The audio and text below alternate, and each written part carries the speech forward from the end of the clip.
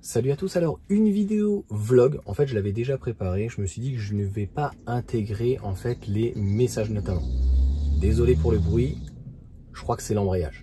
Bref, donc en gros j'ai eu suite à ma vidéo que j'avais fait sur les freins, c'était un embrayage, je t'ai dit c'était pas des freins, mais bon, suite on va dire, pour moi c'est des faux prétextes par rapport éventuellement au prix, par rapport éventuellement à la durabilité de la batterie, je l'ai expliqué, etc.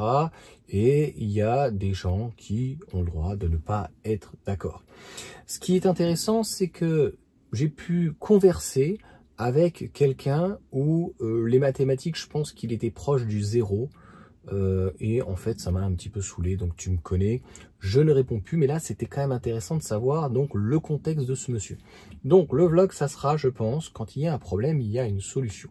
À partir du moment où quelqu'un vient pleurnicher en commentaire en disant moi j'ai ma BM 320D de 1999 qui, s'il fait 20 000 km par an, bah, il doit être au moins à 500 000 km. Tu as rappelé qu'on a tous eu des voitures thermiques et passé les 200-300 000 km, tu commences à avoir des voitures qui sont relativement rincées, voire éventuellement des poubelles et des véhicules qui coûtent très cher en entretien au-delà des choses classiques. Donc passer 200-300 000 km, on commence à avoir ce qu'il peut y avoir sur un véhicule électrique, hein, de la suspension, des bras. Et puis c'est surtout donc tout ce qui est galets accessoires qu'on n'a pas donc sur un véhicule électrique, l'alternateur, enfin voilà, bien sûr la petite batterie, etc., etc. Donc cette personne pleurniche et me dit ouais mais 7000 €, moi j'ai ma voiture poubelle. Bah, 7000 €, moi j'aurais pas mis autant dans une poubelle. À une époque ça aurait valu 2000 balles une bagnole comme ça, une bagnole de 500 000 km, même 1000 balles, tu vois. Bref, il est tout content, il sera tout content de la vendre à 7000 €. Donc, j'ai la première réponse qui est honnête en se disant, bah, qu'est-ce que je peux avoir et tout? À 7000 €, t'as une Zoé. Ouais, mais comment je vais faire et tout? Moi, j'ai quand même 200 chevaux, ça marche, 7 secondes, enfin, le bolos, quoi, tu vois. Et je lui trouve la solution. Je lui dis, bah, en fait, tu mets 200 € donc de carburant par mois, eh bien cet argent tu vas le mettre dans un crédit parce que bah en fait tu fais partie de cette France que je déteste parce qu'en fait ils ont des œillères, tu vois. Je leur parle plus et je leur parle pas en fait à ces gens-là. Pourquoi? Parce que il n'y a pas d'interaction, c'est-à-dire que ces gens veulent un débat, ils veulent discuter mais ils sont arc-boutés. Moi je comprends sa situation. C'est un mec qui, a priori, sa priorité, c'est pas la voiture. Il a une BM kéké de voilà 500 000 km 1999, ça commence à avoir de l'âge. Hein. C'est des voitures qui sont quand même qui ont 26 ans. La possibilité aujourd'hui d'avoir une Model 3 de moins de 5 ans, donc un véhicule plus récent, un véhicule plus moderne, un véhicule qui a le one pedal, un véhicule qui est même plus puissant, etc., qui fait 285 chevaux, enfin bref, qui fait du 6 secondes 1 ou 5 secondes 6 ou 5 secondes 2 en fonction de la batterie, etc. Après, c'était à lui de regarder, mais si tu veux, il n'a même pas eu cette curiosité. Et donc, je lui dis, bah, les 200 €, tu mets un crédit, tu les prends sur 5 ans, ça fait 15 000 balles. Nous, moins 12-13 000 balles. Et au final, donc avec tes 7 000, tu as 20, 25 000, 23, 24 000. Il y a bah, la carte grise maintenant sur la voiture donc électrique aussi, malheureusement. Mais je crois que c'est pas beaucoup, ça doit être 6-7 chevaux, peu importe. Et donc, bah, déjà, on peut pas comparer un véhicule qui est beaucoup plus récent qu'un véhicule donc qui a quand même 20-25 ans. Et je tiens à rappeler que malheureusement, rien n'est éternel. Je l'avais déjà expliqué que bah voilà, si un véhicule électrique, la batterie elle dure 20 ans et qu'on fait 30 000 km par an, bah, ça fait déjà 600 000. Donc ce sera plutôt pas mal. Après peut-être que ça pourra durer plus longtemps. Ça on ne sait pas. Si tu veux, je ne suis pas hypocrite. Et puis si tu veux l'argument, j'ai un 6 cylindres en ligne, ouais.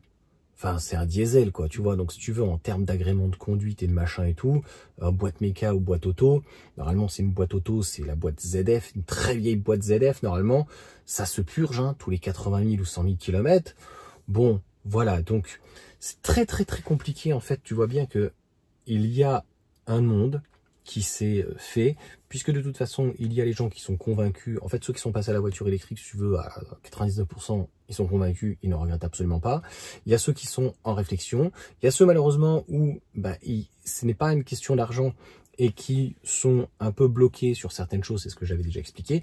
Et puis, des gens, même quand ils ont entre guillemets pas un rond et qu'ils pourraient faire des économies et avoir un véhicule, donc gagner du confort, un véhicule plus récent, etc., comme je viens de dire, plus de sécurité, siège chauffant, enfin voilà, une boîte de vitesse, enfin si on peut dire un rapport, donc en gros, voilà, beaucoup plus d'agrément de conduite. Eh bien non.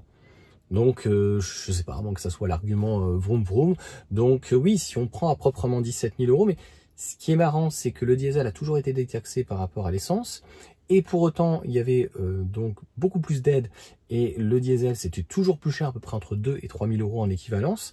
Et les gens ont réussi à comprendre ça. Pour le diesel, qui avait des économies, parce qu'en fait, le diesel était moins cher parce que détaxé. Plus en tout cas que l'essence. Et là, ils n'arrivent pas à comprendre la même rhétorique. Et puis, on peut pas comparer une Model 3, quand elle aura aussi, une Model 3, je pense qu'à 400 000 km et qui aura 10 ans même, ça sera 10 000 euros. Donc ça restera de toute façon toujours plus économique. Mais c'est les mêmes qui, depuis 10-20 ans, voilà, ont d'autres priorités que la voiture. C'est pas que je peux les comprendre, c'est la situation. Et ils préfèrent finalement acheter une bagnole, une poubelle, une voiture rincée, qui a quand même beaucoup de kilomètres, qui va leur coûter cher en entretien, à l'année, et qui va leur coûter très cher finalement en carburant. Donc c'est un choix. Voilà, aussi simple que ça.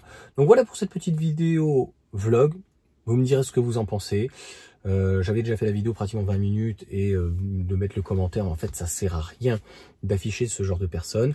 Et je l'ai déjà dit, tant mieux voilà pour les ZFE. Tant mieux, voilà, ça se vend que ça se vend pas. J'ai eu plein de commentaires en disant comme ça, de toute façon, 2027, c'est fini. Tu crois quoi? De toute façon, le bonus va s'arrêter. Bardella va faire quoi? Il va arrêter les voitures électriques? Vous êtes pas sérieux, les mecs. Qui s'occupent déjà de l'immigration extrême? Enfin, tu vois ce que je veux dire? Ou de la sécurité sociale, tu vois. Donc, il paraît qu'il y a des Algériens qui ont 110 ans, tu vois. Moi, c'est ce genre de choses, tu vois. C'est plutôt communiste, hein, de dire, bah, à un moment donné, c'est bon. On est tous égaux, bah, alors on est tous égaux. Donc, à un moment donné, le mec qui a 110 ans, en Algérie, en l'occurrence, bah, on le convoque, hein. On va pas le convoquer, ben, on va lui sucrer, tu vas voir qu'il va vite revenir, s'il est vivant. Bref, voilà, donc je suis désolé pour cette petite digression, mais c'est toujours pour donner des contre-exemples et expliquer et faire encore une fois de la pédagogie. C'est la voiture électrique, pas une affaire de riches. On trouve énormément de véhicules maintenant d'occasion. Il y a des petites MG4, il y a de la Zoé, il y a de la i208, etc., de la i2008. Je pense que honnêtement, en termes d'offres, il y a largement ce qu'il faut. Donc pour moi, ce n'est que des excuses. Et ceux qui veulent se donner des excuses, eh bien, ne restez pas là en fait. Ne venez pas regarder en fait des vidéos dans ces cas-là où ça ne vous intéresse pas. Allez, ciao à tous.